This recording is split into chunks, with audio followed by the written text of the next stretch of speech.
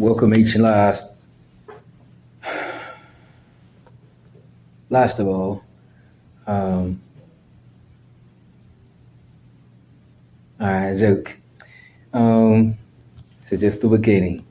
I want to welcome each and every last one of you Discordians to the 8 lecture series on the 8 circuits of consciousness. And this is for Discordians because we're going to learn how the 8 circuits of consciousness relate to us in this fraternity. Those who aren't in the fraternity are also able to learn more about the 8 circuits of consciousness and expand them in their own preferable ways,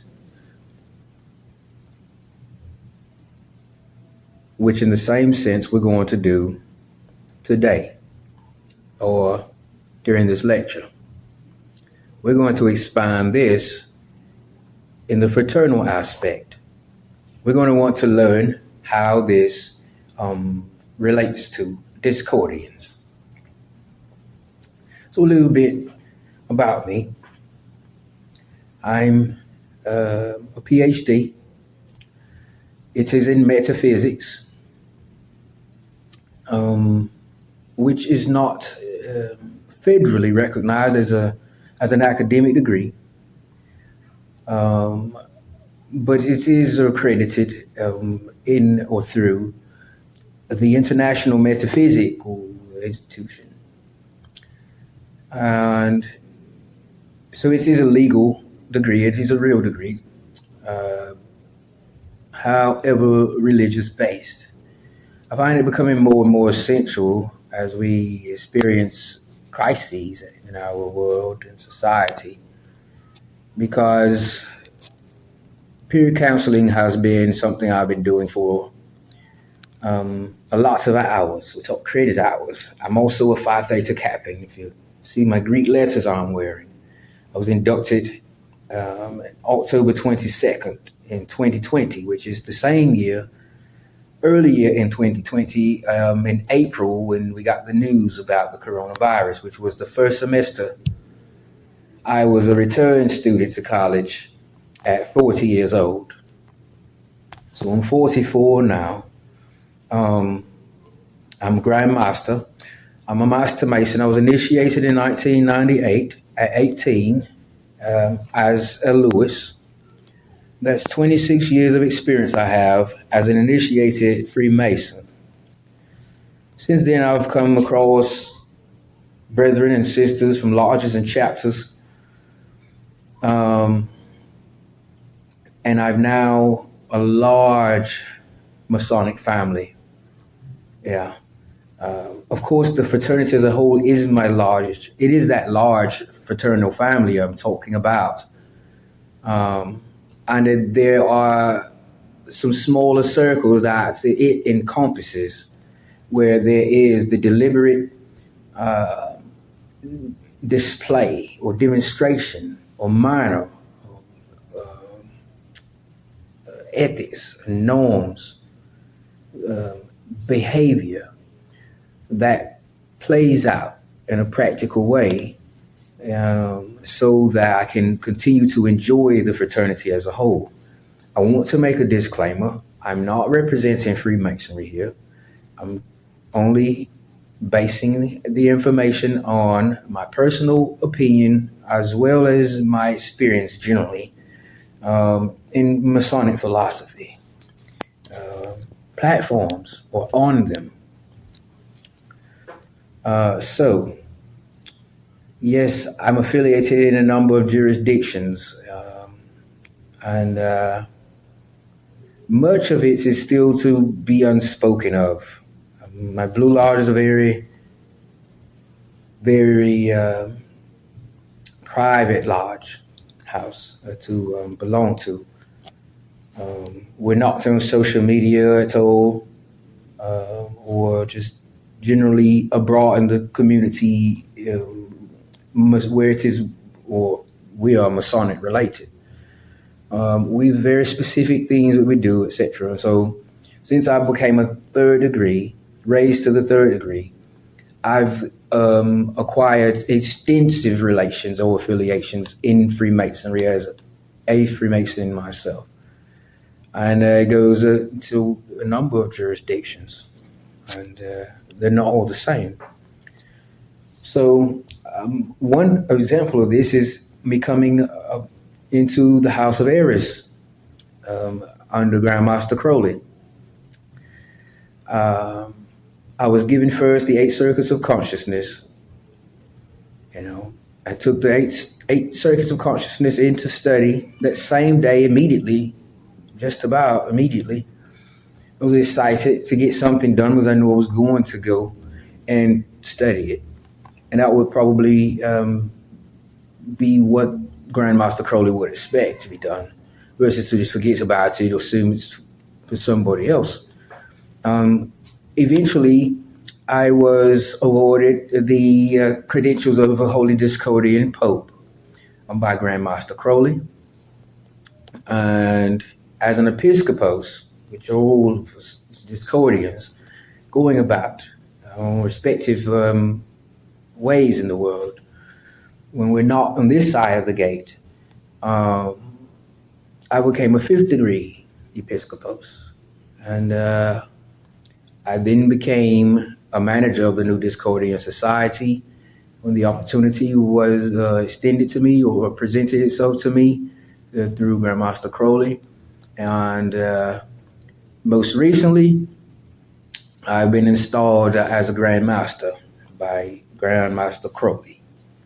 And Grandmaster Crowley, in my opinion, is one of the most miraculous persons on this entire stage of orbit we're in this universe, who's just got that special effect, if there are any, right?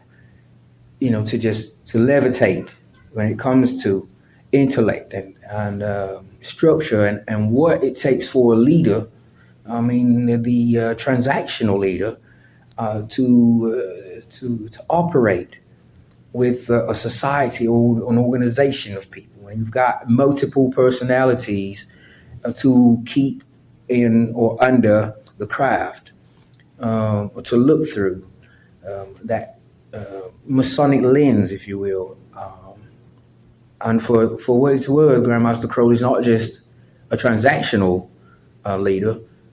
Grandmaster Crowley is also a transformational leader. In my opinion, I've seen each side since I've been on board the House of Eris. So, Hail Eris. We're going to talk about the 8 circuits of consciousness. I was going to do it as my piece, as a Grandmaster, to do a presentation work. And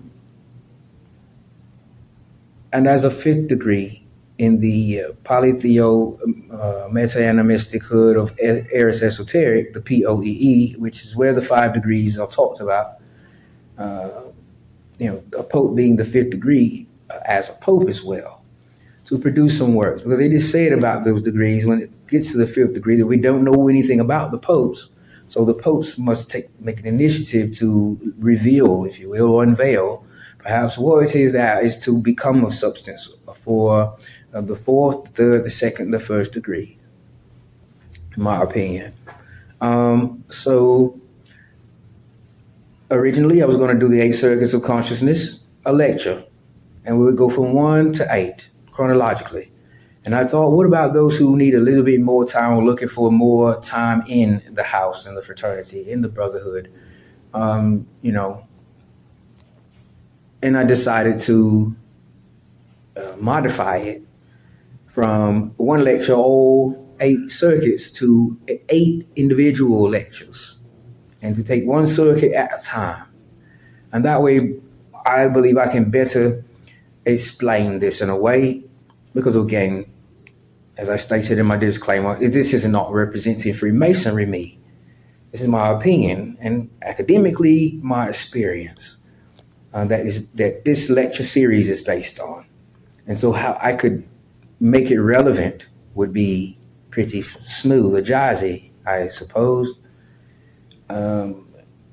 in that I want to distinguish the use of this philosophy from non-fraternity members in this house to Discordians, and to make it relevant for Discordians specifically to study it or investigate it, right? And so much of what we're going to look at is the composition, if you will, or the mythological composition of Eris. And we're going to understand how it is that we, through consciousness, are connected, right? Through Aries in the zodiac, under which is Eris as well. I'm an Aquarius, I'm not an Aries, but nonetheless, I am a Discordian. And so this is an 8-lecture series. There are going to be 8 different lectures, all on this Leary's model of the circuits of consciousness. And there are 8 of them. Each one of them, by the way, has 3 stages that detail the developmental points of the circuit. The first one we're here in today, brethren and sisters, I'm not sure how many of you are saints or episcoposes, grand masters, master masons, nobles, right? Or continental supreme initiators, sovereign commanders, I'm not sure, patrons, matrons. I'm a certified worthy patron as well. So we're here on the level, we meet, and thus we are having met on the level of equality, and we will act by the plumb of uprightness and part upon the square virtues. So with that said, lecture 1 here is the biosurvival circuit. It's the first circuit, not just the first lecture. It's concerned with survival mode. And it is based in that concernation on a one-dimension perspective. That's forward, backward. Forward towards safety, food, shelter, nourishment. Backwards, away from harm, trouble, danger, right? And we are going to do this as adults, just as we did this, believe it or not, in our child development stages, toddlers, right? We were using our consciousness and the first circuit of consciousness, the biosurvival circuit. Circuit's another word for brains, right? Here, in this context. And so we were using that. It also is first activated, the circuit that is, or the brain, in an infant's mind, not an adult. And so the biosurvival circuit is not just it's not an adulterated philosophy here to visit or encounter. It is linear. It's for all humanity. It's for the entire human species. Right? It is activated. A circuit is activated first in an infant's brain. And so when we think about the biosurvival circuit and its consternation with the survival mode, right? Not a survival circuit, but the survival mode is based on a one-dimension perspective, forward, backward. Forward, good things. Backwards, away from, in other words, not so good things, right? But while we do this basic separation of objects into either harmful or safe, we're also splitting the ego into good and bad of the same object. Not good or bad, or and those conjunctions are distinctively go opposites. When we say and, we're adding on to what we said first, right? we're adding on with the predicate. If there's a conjunction between the predicate and the subject, X, Y, Z, and, such as we talk cause and effect, for example, where we'd say, and this is what happened as a result of that, we'd be saying moreover what there is, right? We'd be adding more to what we started out talking about. Right? And I'm not going to get to liberal arts here, but and because I took liberal arts at the Hillsdale College in Michigan, but or says, in the subject X, Y, Z, or in the predicate, right, X, Y, Z, and it's not a cause and effect. It doesn't give that cause and effect type of implication when we use or, because we're going one only. And if there are others available, we've got of them all one to select. That's the or. The and, it could be each and every last one of them. And so it's important to know the use of and or when we're putting things together to process them and process them with a clear vision in mind that we can also share. That's the essence and the significance of Discordianism. It being very much a modern religion and just not being one of those that's around, that we know of, that also exists, that there's no question about whether we've heard of them or not.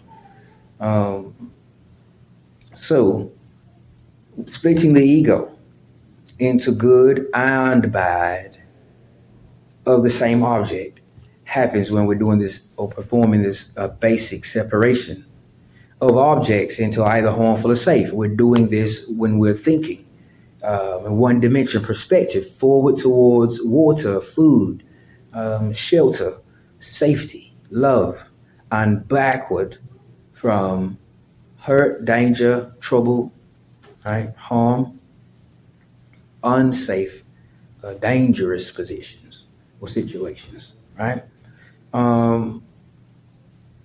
So I want to reference child development theory just to describe what this circuit is, so that we as an adults who can always gather or create our own picture of it can understand it in a developmental way, in a social context that pertains it to every being, be he or she an infant or a senior citizen, right?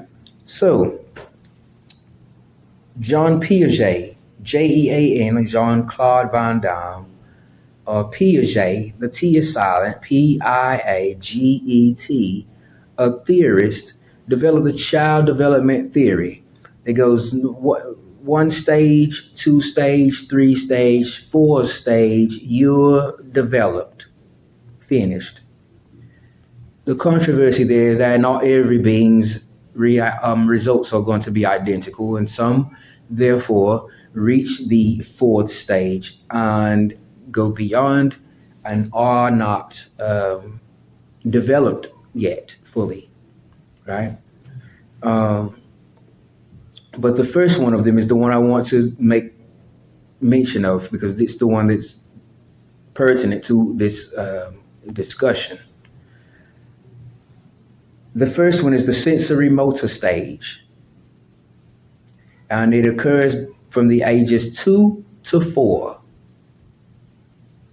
It's when the child is learning without verbal communication skill or linguistics by handling objects, which ones are safe and comfortable and which ones are hard and uncomfortable, or vice versa, because of familiarity with them, by handling them over time, right? If an infant or a 2-year-old gets a hold of a set of car keys and happens to stick it in the mouth, now from 2 to 4, they're probably starting to get some choppers in the gum, but definitely the infant stages don't have any teeth.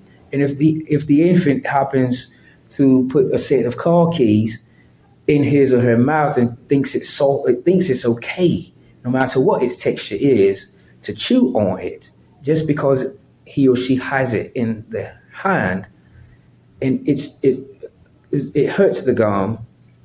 In time, this is the way that a human being, typically, with there's car keys around, be he or she 30, 40, 50 years old or better today, as we speak, has learned essentially how to avoid hard objects like keys in the mouth as if it was a New York franc, right? And how to settle more in comfort with something like oatmeal in the mouth, right? With no teeth, right? And so, in the sensory motor stage, the child is feeling his and her way around his or her physical environment and just developing.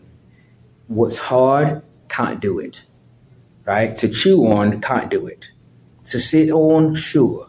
What's soft in a child pool, right? A swimming pool, can't sit on it.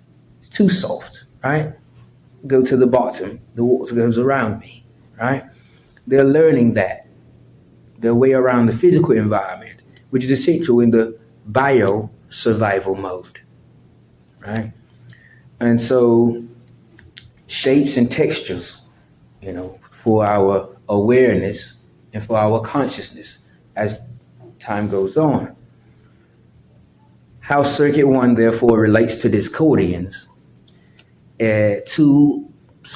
with consciousness in mind, is by us being a fraternity, an organization. We're each probably Illuminatis in our own private personal dedications, right? But since 1776, when Brother Weishaupt founded the Covenant of Perfectibility, during the time he was a professor of law in Ingolstadt, along with 4 other students, mind you, this Covenant of Perfectibility Society is formed.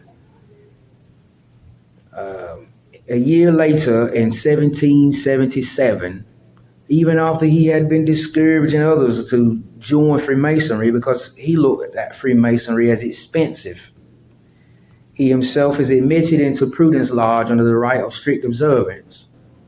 He becomes a Freemason in 1777, right?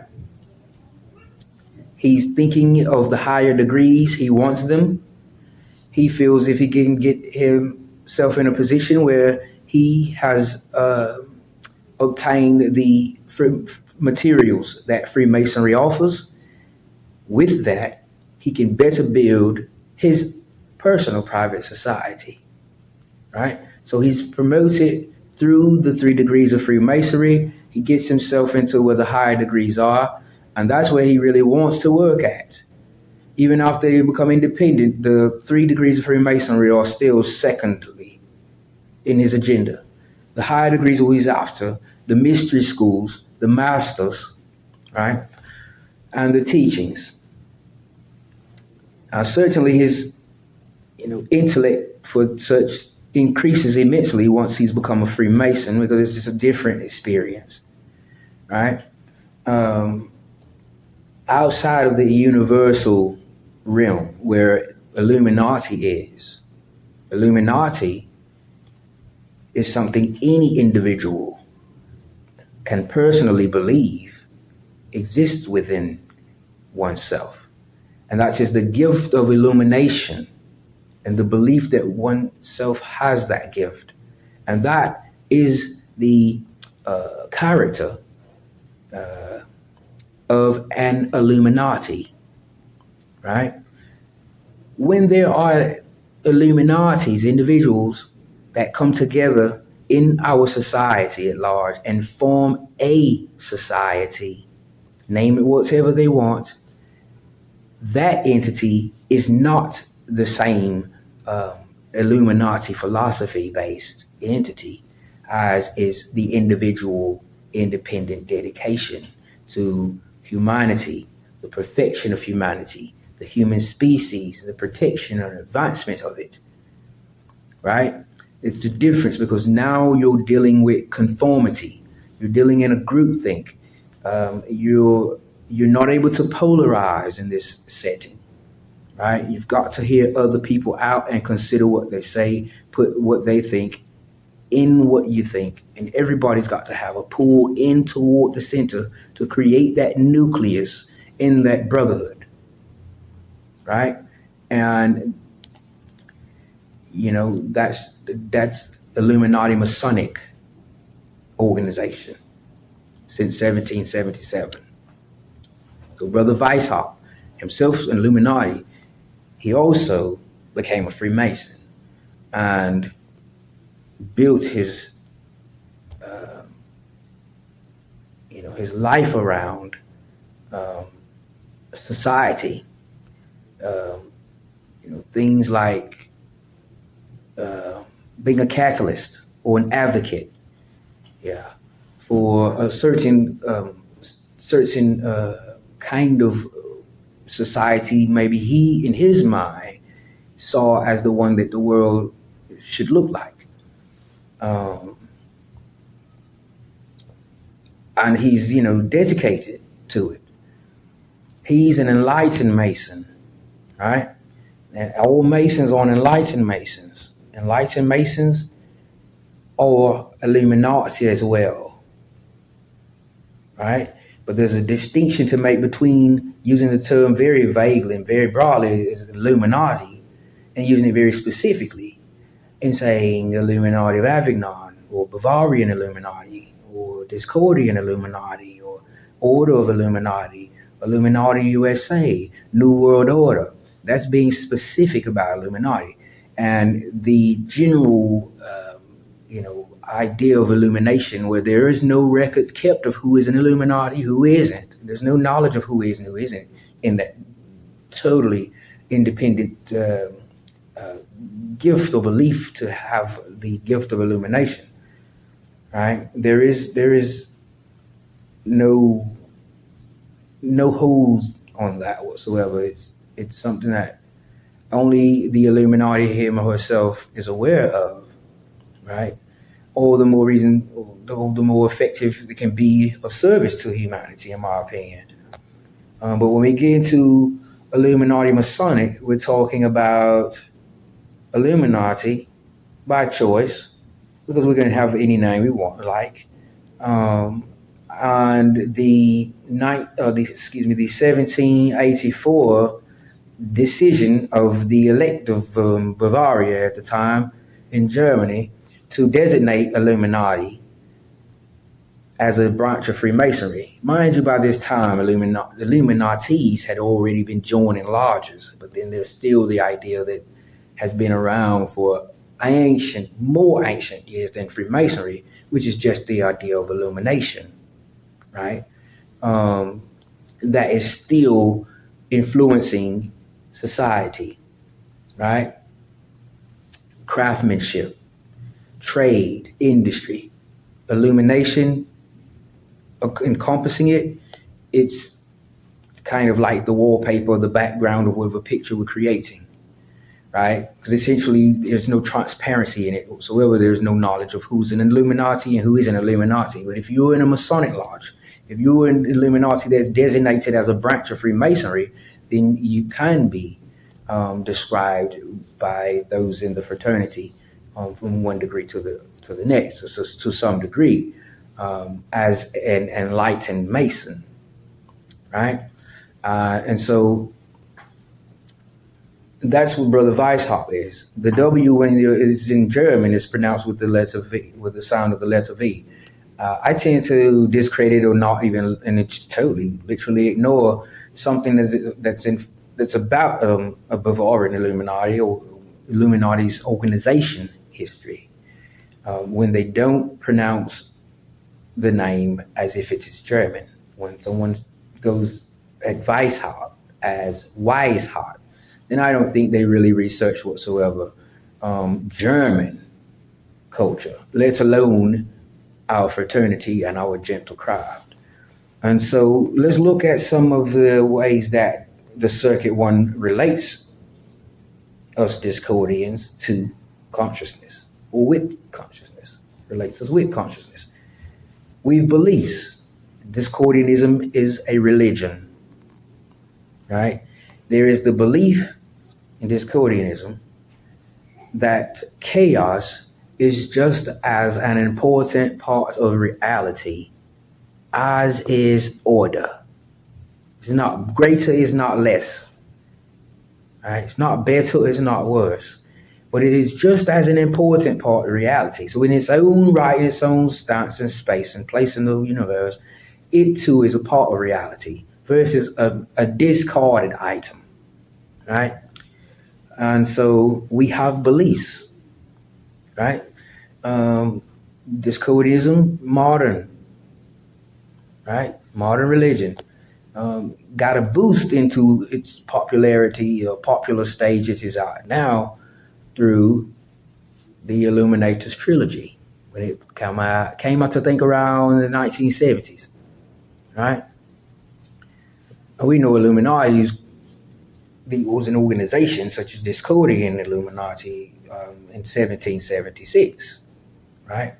Now, of course, the charter in a different date, but it's history that distinguishes it as a Masonic organization or order from a universal carrier of one's own consciousness is deliberated here in this middle lane, if you will, where there is history, and Discordian Illuminati has its own history, but its history in Freemasonry derives from the very first one that was around when it was decided Illuminati's now designated as a branch of Freemasonry, which was with the Bavarian Illuminati, right?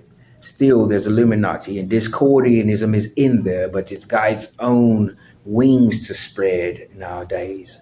And it is a religion, and it's modern, right? So we've our beliefs, and they are all stemming from Bavarian Illuminati, from Adam Weishaupt.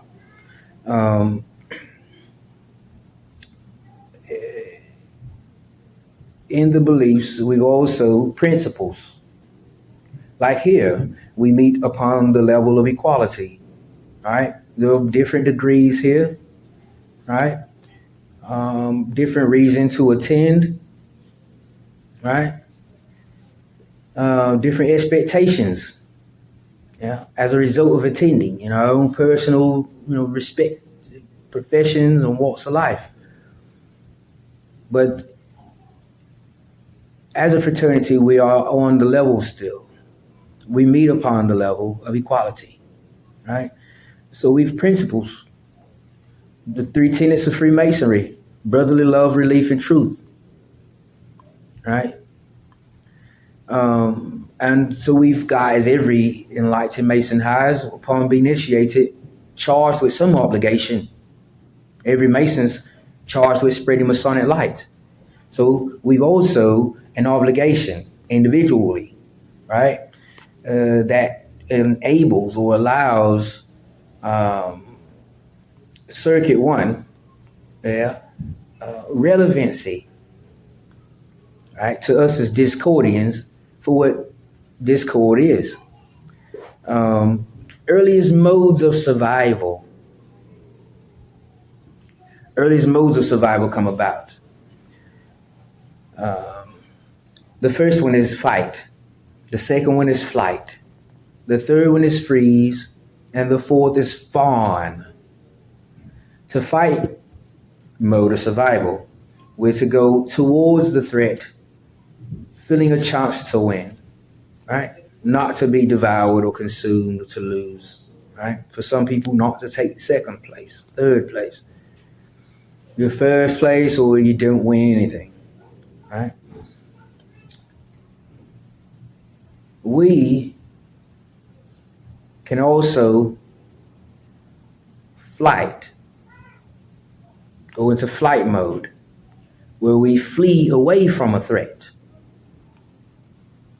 Another of the earliest modes of survival is to freeze, when we're caught unable to move or act against a threat, like horror films, right?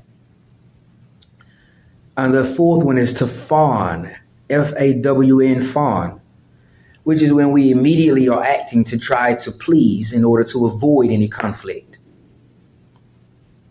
Now, I've learned something about that before as a martial arts student currently in the martial arts school I'm a student in for my Sifu. He says there are three ways to deal with an opponent.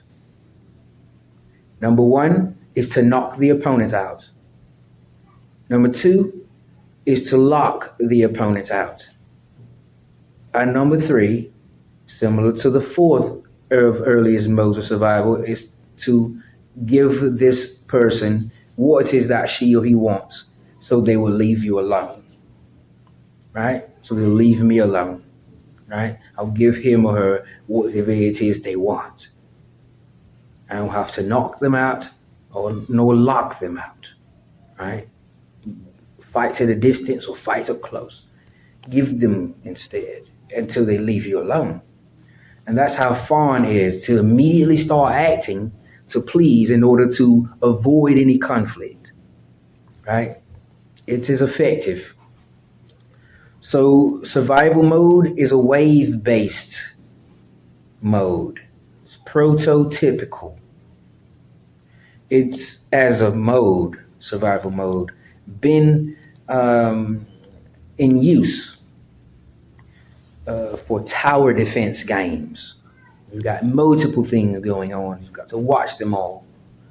Like Rampart, released in 1991.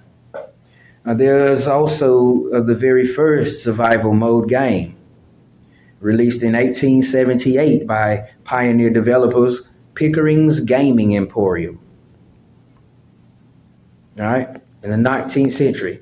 You've got zombie games, Resident Evil, you've got survival mode in them.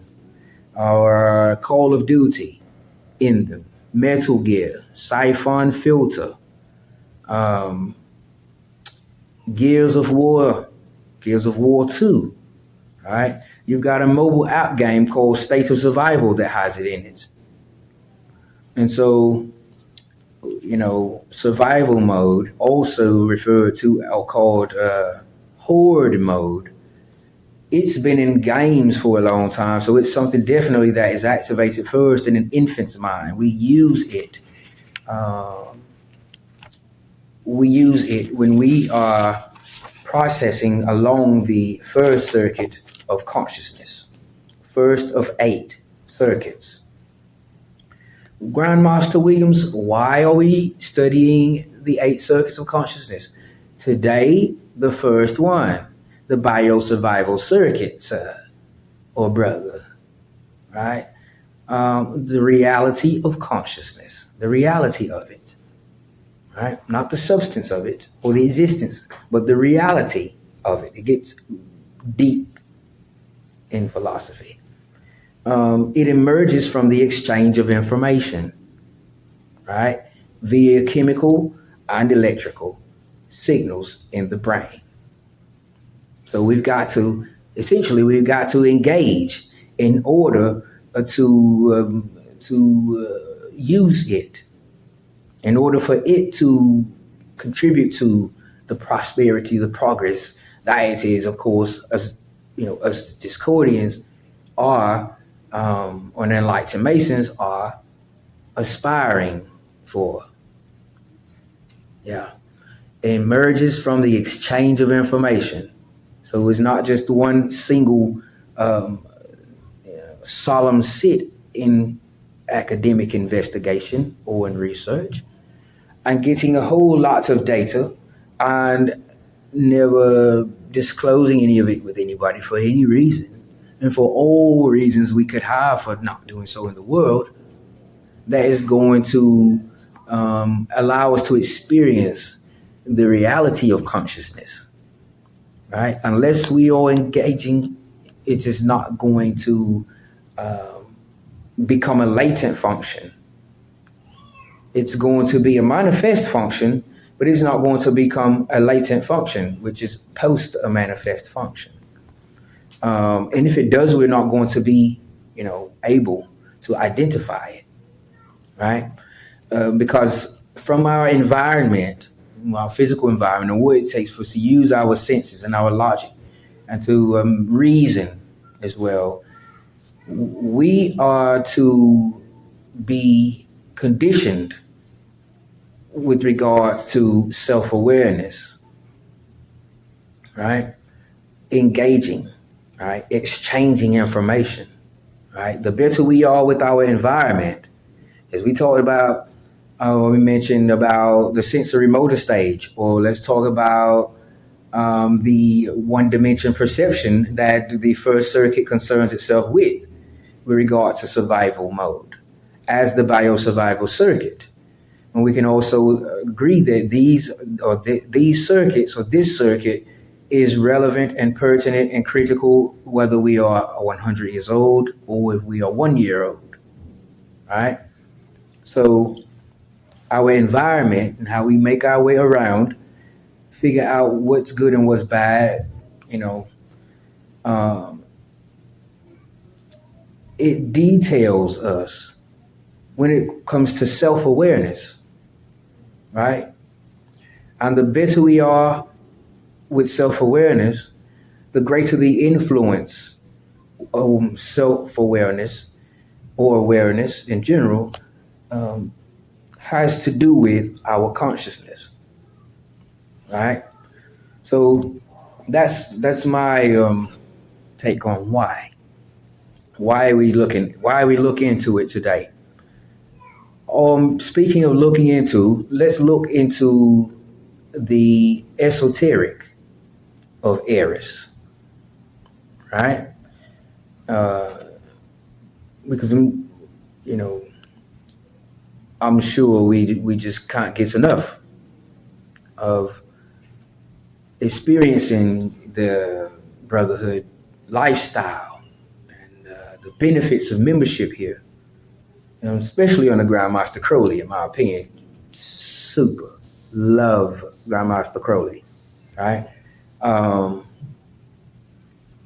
When we are talking about the Polytheo Meta-Animistichood of Eris Esoteric, the POEE, in which there are the 5 degrees in Discordian Illuminati, right, or Discordianism, right? We've got the neophyte, and then that's the first degree, and then we've got the legionnaires, disciples. Then we've got those are the deacons. The disciples are the same as the neophyte. The legionnaire, another word for a neophyte, the first degree, is a legionnaire disciple. There's 2 different terms you can use. The second degree, the legionnaire deacon, right? The third degree, the chaplain, right, or priest. The fourth, the high priest or polyfather, and the fifth is the pope, which we don't know anything about the popes. Is this in the literature on the 5 degrees of the POEE?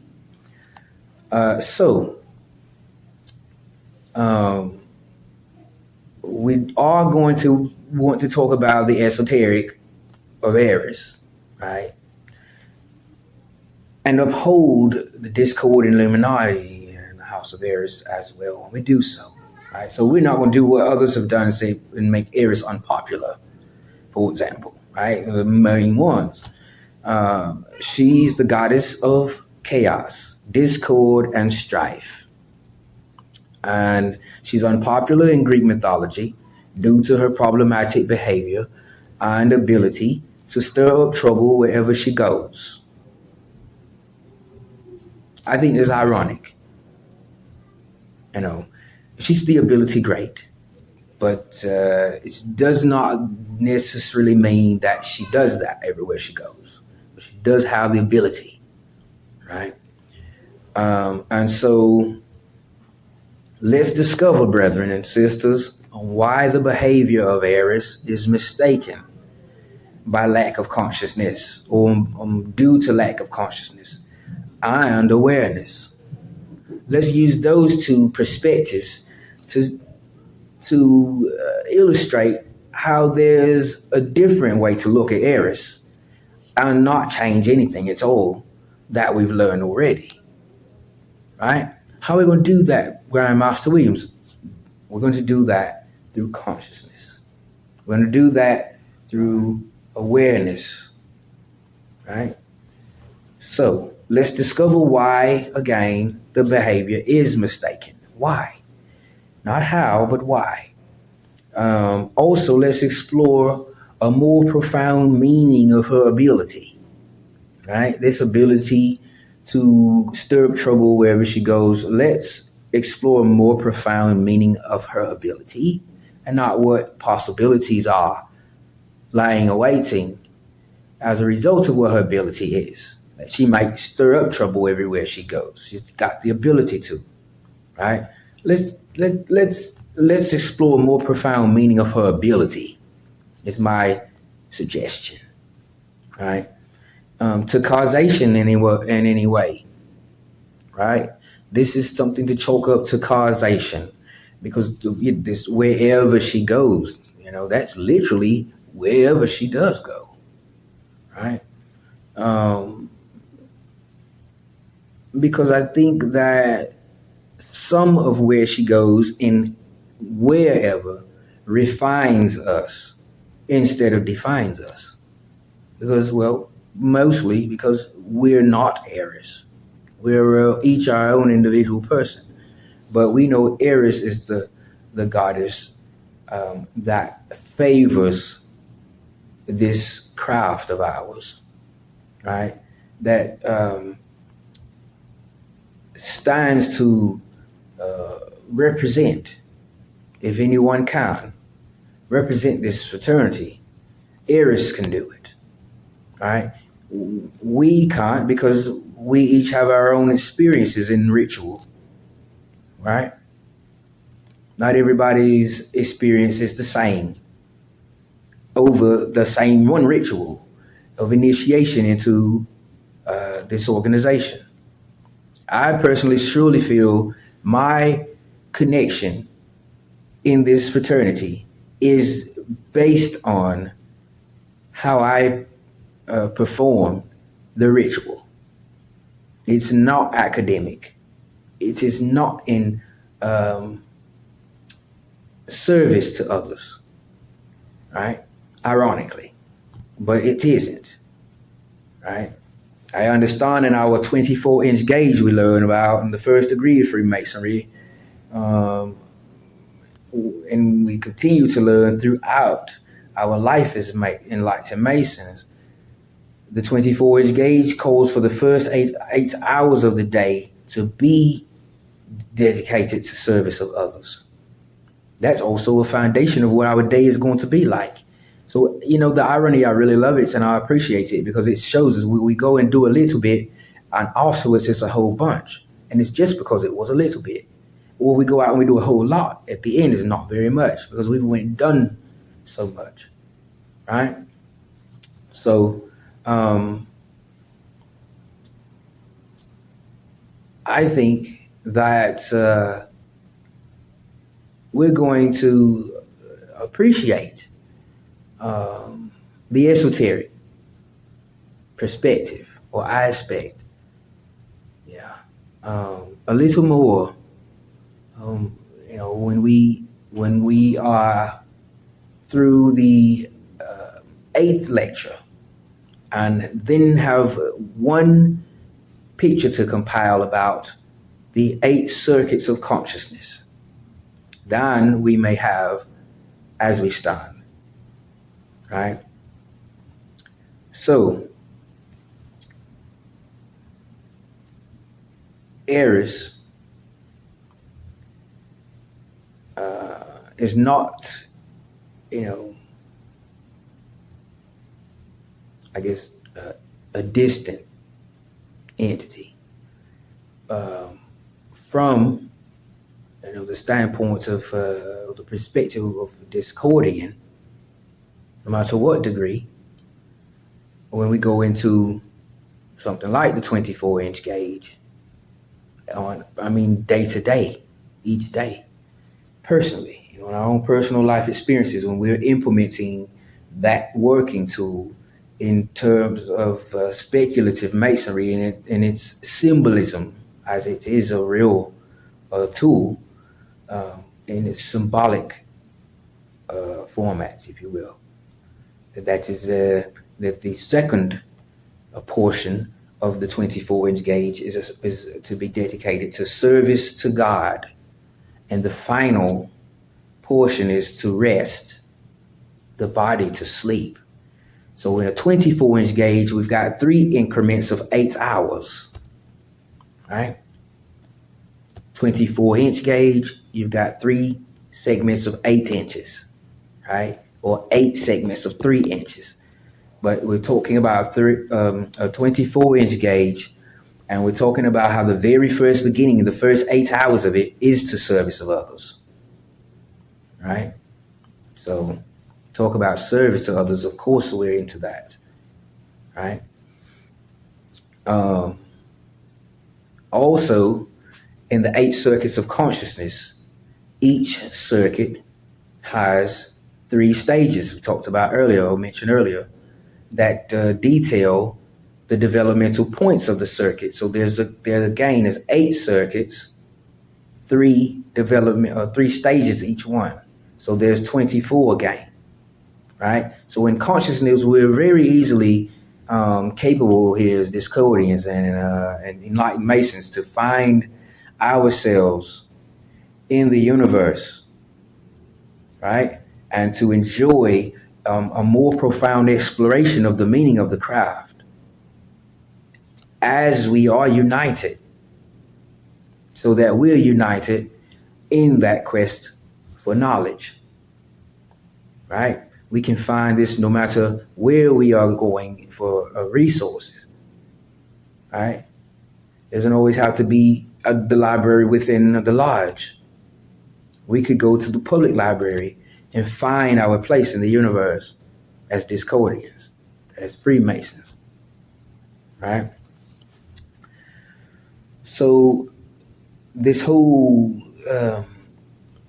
causation cloud around Eris, or around the discussion about Eris, to me, I think, basically because of some of what I just said prior to, can refine us instead of define us. Again, as a martial arts student, I've learned from my Sifu, our motto to enter Shaolin. The enter Shaolin family motto is, don't let energy define us. Let energy refine us. And that's about not getting into connection with the energy that's in the body, to become aware of its motion. It's to be totally further beyond that philosophy wise, and to let energy, no matter what we think we're thinking about, contemplating as a result of a lack of energy or exhaustion or energy depletion in the physiological body, energy is still going in those same places it's supposed to go in. It's not taking a break when we can't figure something out. That's where our lessons in life come from. That's where consequences come from. That's why it's inappropriate to separate the mind and the body. Rather, they are both associated with each other. It's because the body has to continually flow. The brain's function is not accuracy, it's safety, right? Much when we talk about circuits or little brains, and the biosurvival circuit we're talking about here talks about the one dimension perspective, forward, backwards, right? That's how the brain is. It's not about accuracy. If it is just right, or if that's sitting just so, the brain is, if it's not safe, we're not going to go into it geometrically at all. We're actually going to go over there, right? Where we can figure that out.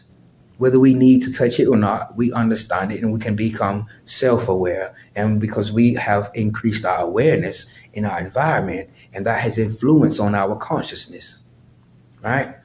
And so we don't have to look at these tales of Eris all the time as things that are defining us, right? Rather, are refining us, all the more reason to celebrate if they recognize Eris. For what the reason is a lot of irrelevancy there when you really are a student of the higher degrees and you're looking for those degrees. You're looking for them because there's something you want to do similar to what Brother Weishaupt did or thought. You want them to build something personal that you've already started even better. Huh? Even if it is just oneself. Good men made better is what we say in Freemasonry, right? And so let's talk now about the golden apple of discord and how, again, this time how we get to these inferences about Eris, draw these educated guesses about whether she's good or bad at the time or what to expect, because the word is that she's got problematic behavior. At the end of the day, she is unpopular in Greek mythology. She's unpopular. So let's look at it in this story about the Apple of Discord, because it's a very significant event that just might have a lot to do with what is thought about Eris and discord itself, the word for that matter, as it is today.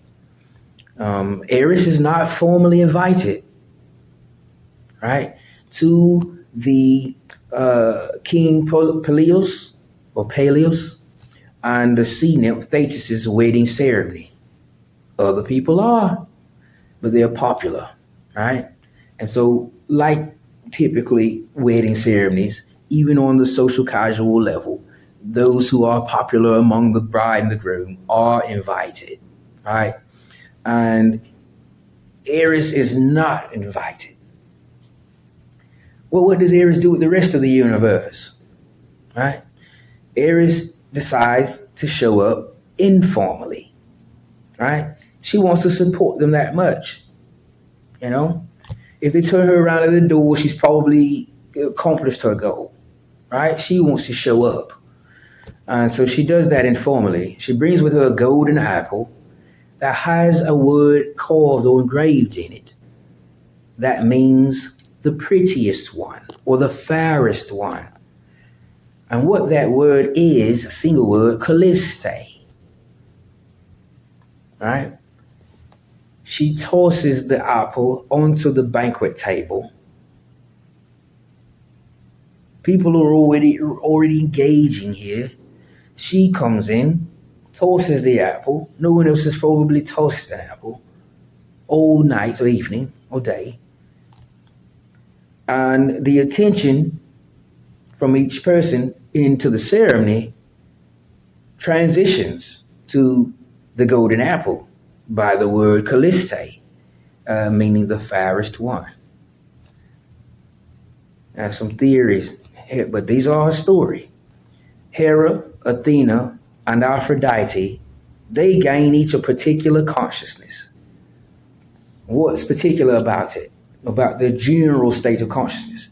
Well, each of them has a desire. None of them is supportive of the other gaining this title. They each are desperados, if you will, in this particular instance, right? Or event. Because this gets to be a competition where judges all come into play eventually. None of them, in other words, we talk about consciousness and awareness. None of them are going to feel like celebrating for one of the other one if the other one's the one who is deemed the fairest one, right? And so the consciousness, the general consciousness, is okay until this apple shows up, and the naked before the naked eye, and they realize what's written on it, right? They could care less whoever else might earn that title. They each want it for themselves. They're not even in or up for being the supportive actor, if you know what I mean.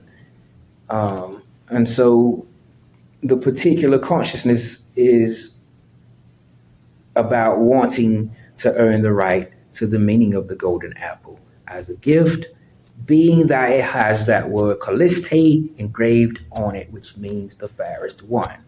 No one else has brought it besides Eris, who's not been invited, who's not popular in Greek mythology. She's now, if you notice, in following along with me here, along the yellow brick road, we are starting to see and look at how they each individually are looking directly towards the influence of Eris and what Eris's ability positively wise does. What it does in terms of importance of reality, or the importance in reality, that she, though not formally invited, if decides to informally enter and appear, can change things for probably one person, if not everybody. If they're all in conformity, they're all going to go against the one, her, right? But we're starting to see how she has impacted them since she's arrived informally with her problematic behavior and her ability to stir up trouble wherever she goes. Is this trouble? Is a question we might ask. Has she stirred up trouble at the ceremony thus far? And I'm going to leave it in the air. So awareness is one thing. Each is probably in question about regarding oneself. Because they're just so caught up in the behavior of Eris, right? By the time the three of those goddesses realize anything else, you know, when we're talking about real time and they're going through these circuits of consciousness, it's very seamless and fast. It's not like it is in a lecture, right? By the time the three of them realize anything, that each of them are before Zeus, looking for Zeus to deem just one, and the one who each of them, you know, are, as the pretty or the fairest one, right? So what's happening now is they are looking for confirmation of what they very well. When we talk about consciousness, we talk about awareness. When we talk about awareness, we should be, if with him, we should be formally invited, mind you, very confident of something like, it's as conventional or generic, no pun intended, as a title of the fairest one. This doesn't mean you're the best. The fairest. Fair is a very important word. The fairest one, very solemn and subtle and modest, right? It essentially need not be broadcast who is the fairest one in order to maintain that integrity, perhaps, right? Possible. You know, I don't know, but just more philosophy out there.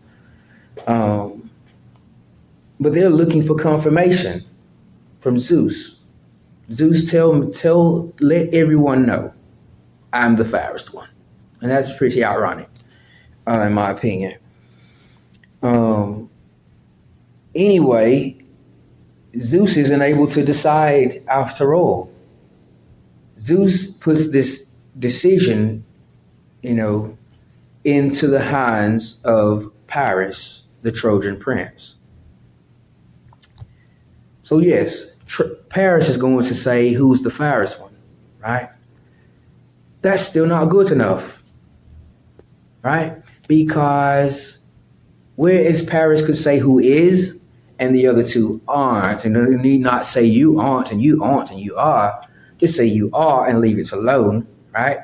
They'll be right back where they started in terms of consciousness, feeling, well, no, you're not right. It shouldn't be her. It should be me.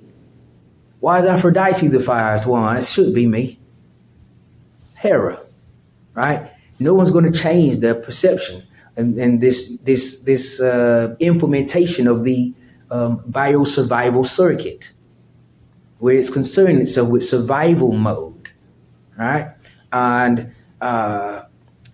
with a one dimension perception. They each have it, and it's clear in the text, right? They each have that one dimension perception.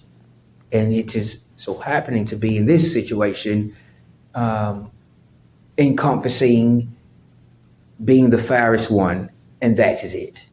It's the same as the forward, backward, forward towards good things, safety, food, etc. No backwards from those things. Backwards away from harm, trouble, danger, right? Not backwards away from food or safety, right? Very one-dimensional perception they have in this kind of a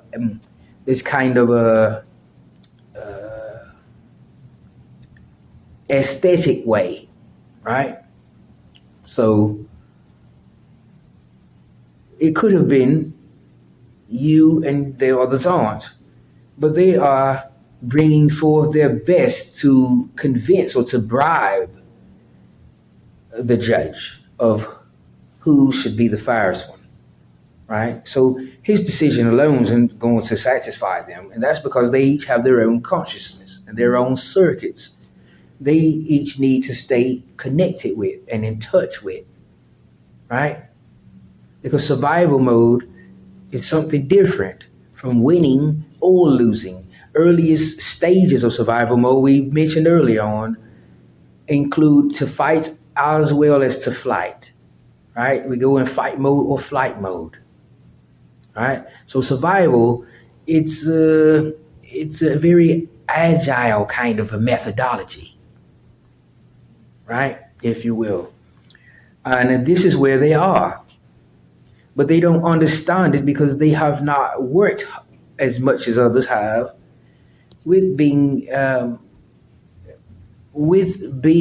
modest enough all the time to connect, to make the connection, right? Where this thing emerges from the exchange of information, they've not been exchanging information as much or as frequently or often as others have, such as Aries, right? And so Hera offers power in exchange for the title, the fairest one, right? In no way is she desiring for people to understand that is an internal archetype of hers, right? Or something or the like, right? Rather, just something very conventional and very commodity as well, that she'd offer something for it. She would purchase the title in so many words, right? In philosophy, she purchased them, right? She offered power, and it just so happened power was not in favor enough. So then she's also canceled out or allowed the cancellation of what's to come genuinely from the heart about you, right? Since a stock came into play, power, and it's not tangible, but that's all the more the lesson here. Athena, the goddess of wisdom, offered wisdom instead of keeping the constant, which was power that was offered, instead of offering power in exchange for the title, because power started it predecessed wisdom in this respect, right? She's starts a new slate. They each are really just for the oneself to get that title. They don't think there can be multiple fairest ones, right? But they are all in on attending the wedding ceremony, a very social, casual, and sophisticated occasion. Ironic a little bit. And wisdom just doesn't have enough favor. So that also has canceled out the entire ballot on whether she's the fairest one or not. No one might have thought about wisdom whatsoever. Rather, the fairest one was on the top of the charts, if you will, at that time, right? For these three, absolutely. They've become oblivious to everything else going on. Everything else has become obsolete. This title means the most to them. Aphrodite, her turn, she still doesn't come with gain with power. She doesn't get to present the power because she's not the fairest one. So let me, who is, present the power as well, right? She instead offers, like Athena does, something different. She offers love. It just so happens that love is in favor, right? But they had been to Zeus already, and Zeus could not decide. And they were at Paris, into the hands of Zeus placed this duty in, more or less delegated Paris, right? And Paris is the one who says that he thinks Aphrodite is the fairest one. And so love wins.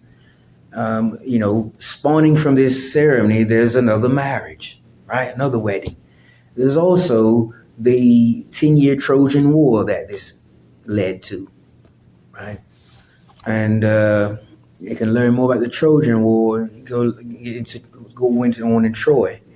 But when we talk about consciousness, consciousness is our numerator, and discordance is our denominator. It cancels out. It's like 2 over 2. We talk proportions, 4 over 4. You can't divide 4 items over 4 people more than once. So whenever in algebraic terms, an absolute value is the same in the numerator spot as well as the denominator spot, then it is it's not an improper fraction. It's not a mixed number. You can't simplify it. It is one, right? So we are one as Discordians in this philosophy on consciousness. It is, in other words, one of our gifts, one of our powers, a special weapon or tool with the symbolic meaning behind, of course. This is much more so than those operative stonemason working tools that we know we've had to learn in a symbolic way. These things like consciousness or virtues, power, or wisdom or love are not physical things we can see, like we can look at working tools. So these absolutely have symbolic meaning.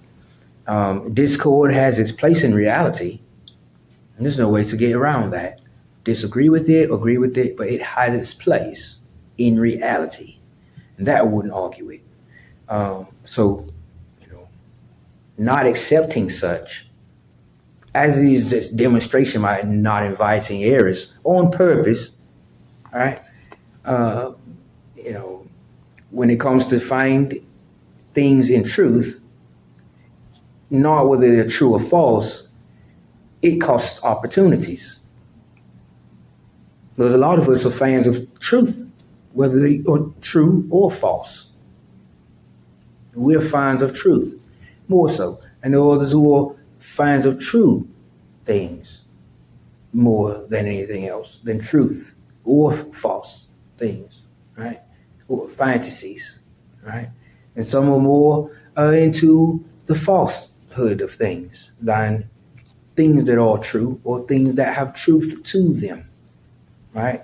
The Philatete Society, our motto is there is no religion higher than truth. I've been in the Philatete for a couple of years now, and I absolutely love that. Confusion was among them at this ceremony already. They weren't aware of it, so we're not going to be able to look in material and read and see it say that that's what's happening. But we are here as intellectuals. We are here as enlightened Masons. We are here as scholars, Masonic scholars and leaders. We are. And we can look into this. We can go beyond with the framework of Masonic principles as our platform on which we are pursuing education on Freemasonry, North American Freemasonry in particular, in the Philatete Society is primary priority. But through the framework of Masonic principles, going beyond traditional education, to delve deeper into the mysteries of his or her universe, right? And so, in my opinion, confusion was among them already. And, among the zodiac signs, there's Aries, and that is the sign that Eris is under, right? Aries is a passionate sign, and it's a motivated sign, and a confident sign, and it is a relentless determination. And that says, like the zodiac horoscope speaks on us all in its own respective signs or positions, if you will, retrospect perhaps. And it's no different due diligence on behalf of Aries. It says for Aries things that Aries is. While Aries is of service to others, Aries is known to go into when there have been times of battles. Aries has been known to dwell, right? When there has been battles, wars, right? We should concern ourselves less, right? With whether Aries is comfortable or uncomfortable, right? But more so with how Aries lets all of these things refine her, right? Not define her. This is why she showed up to the ceremony. It's logical. It's why she showed up. It's because these things refine Aries. They don't define Aries. So she didn't say, well, I didn't get an invite, so surely I can't show up. No way. It's always not possible. Or I'm unpopular in Greek mythology, so I might not even be the goddess of chaos or discord or strife. She doesn't let these things define her. She lets them refine her. Right? And that's why I suggest, we concern ourselves with more, right, than if she's uncomfortable. Okay? When times have come about and Aries has been around battles, and all the gods have fled from the battlefield, Aries has been known, or is known, to stay at the battlefield and dance and rejoice at the havoc, that takes place, that has taken place, has just happened, right?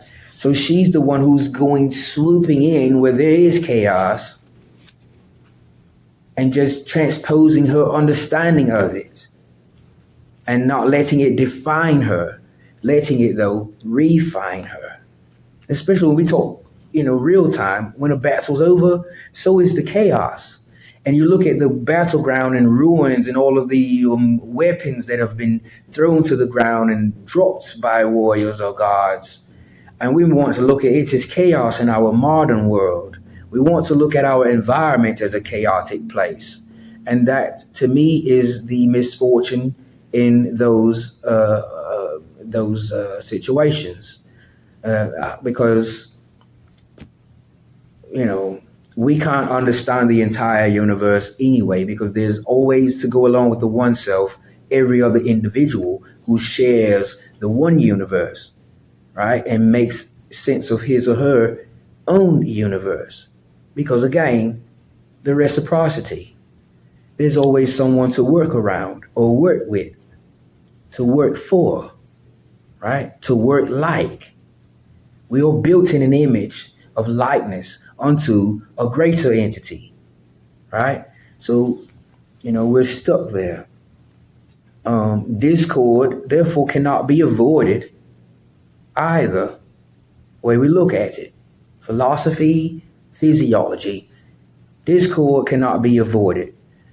Because of the ego, one must not come to a conclusion necessarily. Rather deem an object good, bad, the same one. The same object, good and bad, for the sake of survival mode. We don't really want to pay attention to these objects.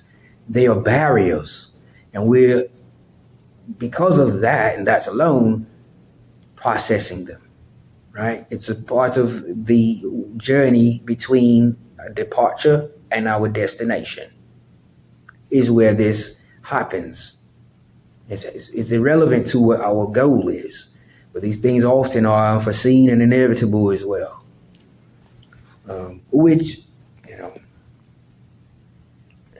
could also be called unprecedented, right?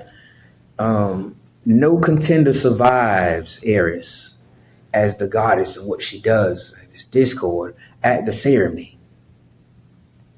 For reasons beyond her position, they are internally in lack, right? And, leading to reality for them each, where they have just no favor for Eris whatsoever as a Greek goddess in mythology. They are still, subordinate to the higher gods like Zeus, who just didn't even have an answer for them, sent them to somebody else, who as well only picked one of the three, not deemed all three of them, right? So they're among rule and order, and they're not quite aware of it as much as they would like to perpetuate in this sense, no pun intended to them, right? Athena, one thing about Athena and wisdom, in Phi Theta Kappa, Athena is our guardian. And so I support Athena in wisdom. It is in our literature in Phi Theta Kappa, in the Rotary chapter, when inducted into this Greek organization, a Greek letter organization. Yeah. We started out as a fraternity, and then eventually the name modified, similar to our brother Weishaupt's venture, or if you will, it's entrepreneurship endeavor in secret societies with the covenant of perfectibility. We were once upon a time Phi Theta Kappa fraternity, and eventually he thought covenant of perfectibility was too strange. He changed it to Order of Illuminati. I've heard that tale. I've also heard that one of the Freemasons who he initiated into his society and designated the job or assignment or duty of drafting the papers for the organization is the one who actually proposed the change of the name from to, right? And Brother Weishaupt was in support of it and approved of it. So I've heard Weishaupt himself changed it, and I've also heard, a respective Weishaupt permitted the changing of the name, or approved it as well. But it's similar to that as we became Phi Theta Kappa Honor Society, right? So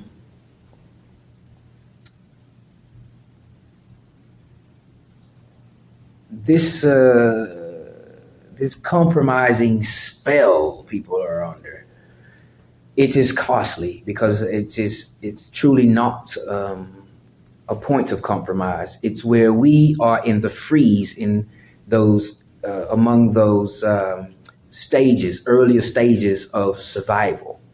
The third one we talked about, freeze, when we're unable to move and we're unable to react to a threat or conflict, right? That's what it is when we don't have the inkling that our consciousness is contributing to the struggle or the strife, right? It's a perception-based situation. It is not external. It is not internal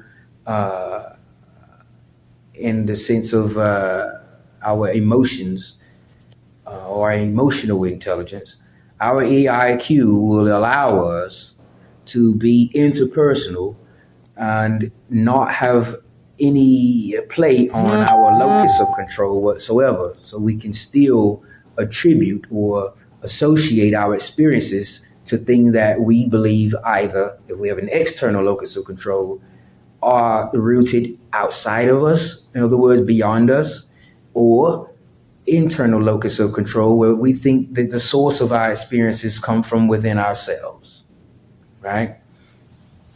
So Discordians are doing what Eris tends to do when tables don't turn naturally, when they're manipulated and things get chaotic, right? They get chaotic. The world doesn't just exist as chaos. We've learned it to be created as a harmonious thing, and then so chaos is created, right?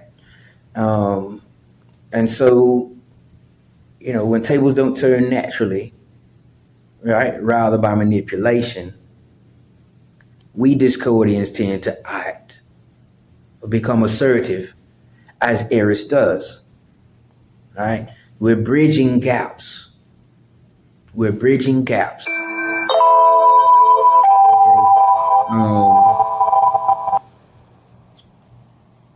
Discordians adjust in that respect. Adjust, not change it. Adjust ignorance in forms that enable continual flow or order, because it's a process. It has a transition point. Ignorance goes to knowledge, right? And knowledgeable, rather, right? It's a temporary point, and it's very controversial and conditional.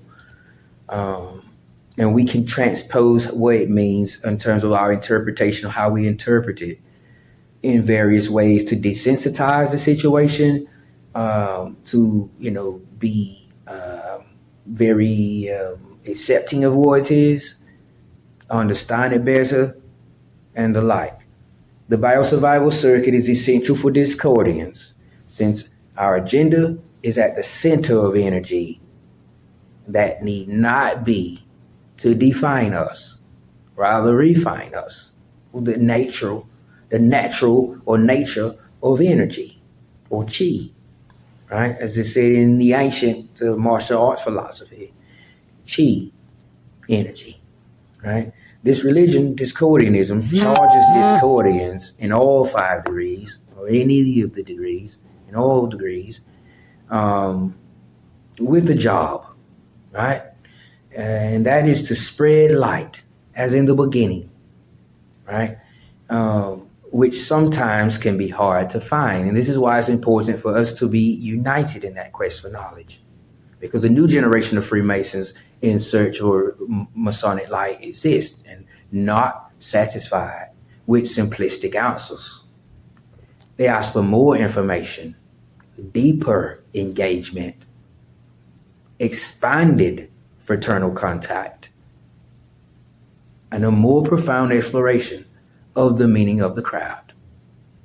So we are united in that quest for knowledge, because sometimes that light can be hard to find.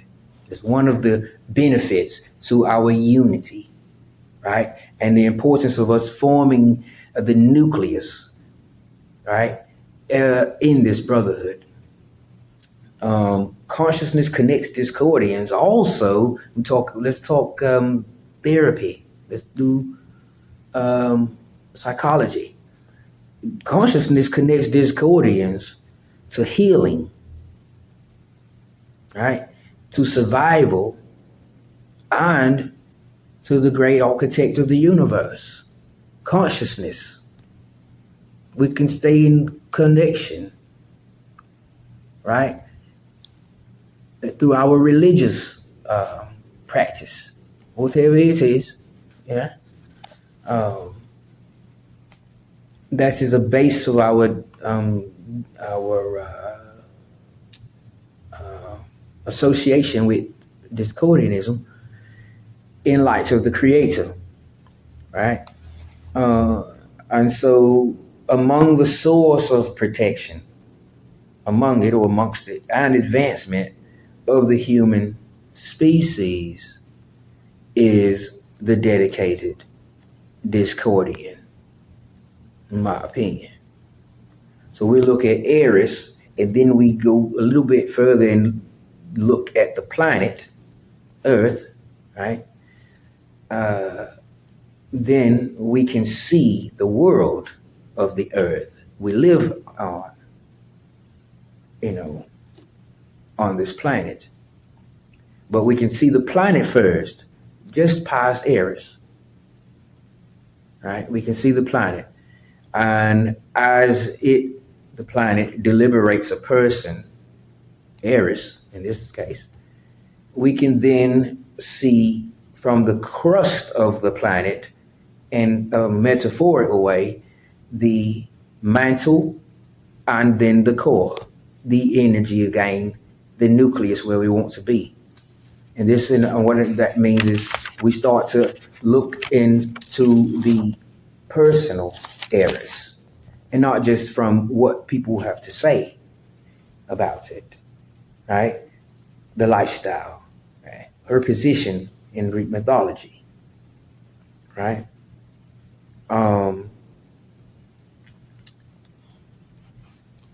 So what is said about her that really resonated with me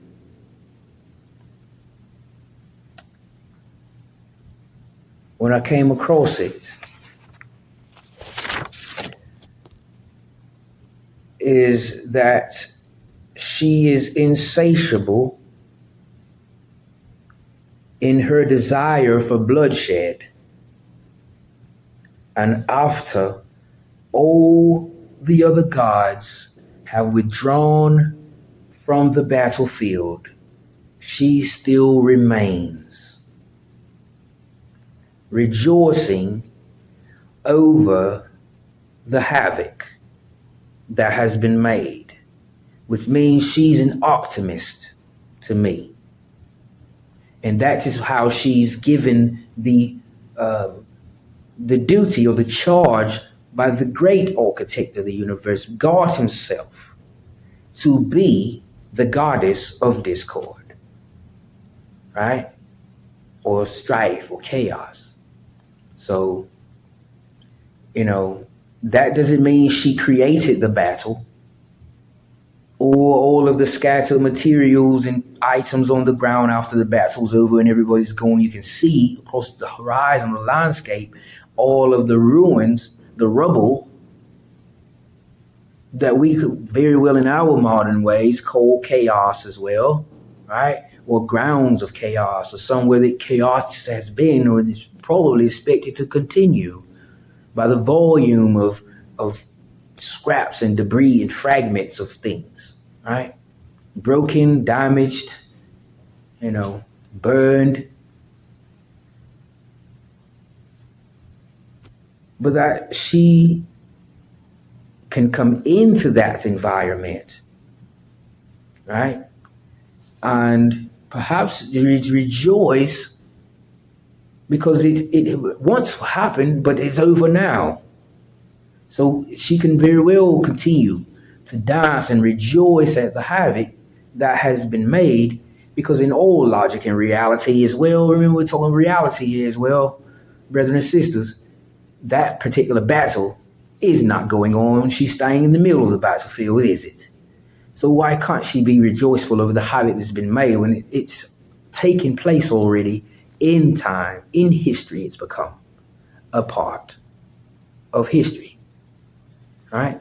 And that's how Eris is, in my understanding, as I got the 8 circuits of consciousness from Grandmaster Crowley, and I as well got more into because how impressed I was and just totally for or in support of Grandmaster Crowley as a human being, more into the House of Eris and what can learn about the House of Eris and how this house is, right? And then I just got connected more and more about Eris, and I had not learned prior to nearly what I've learned, not even in volume about Eris, before this. And I will say very significantly is that it's because of what I understood discord to mean before I got this version. And philosophy as well. There is no philosophy offered about disorganization or discord or disorder or disharmony, right? Or chaos. Those are like, discardable things, status quo, right? No one's challenging the status quo. And come to find out, well, if you look at it in a certain way that's not just paying attention to the word and where it's come from in language, if you understand applications of discord, you very well should understand exactly what discordianism is all about. And for that matter, any discordian or episcopos, right? Or neophyte or legionnaire deacon, right? Or chaplain, priest, right? Or high priest, polyfather, or pope, or grand master, right? Or supreme continental initiator, right? Sovereign grand commander, worthy patron, worthy matron, right? Eastern star, right? Daughter of the Amaranth, right? On and on, Job's daughters. You can understand when you transpose what you learn, when you practice around with it, and you use it, and you try to apply it and identify with how it is applicable in your personal daily life experience. Some of which is used in terms of time or psychology to curb enthusiasm a little bit, if you will, by doing things like thinking outside of the box or stepping outside of the comfort zone, looking at a situation that as if it was your shoes and your foot instead of somebody else's, right? And those work in tandem. And this is how we exchange information. We don't modify it or change it around and then exchange it. We exchange information, right? So that is the first lecture on the first circuit of consciousness. And I again commend each of you for being able to attend and willing as well to attend. Lecture 2 will be next. And it will not be about the biosurvival circuit because each circuit is its own circuit. But we will be relating it to discordians, specifically to make it as a lecture in this house relevant to the order of this organization.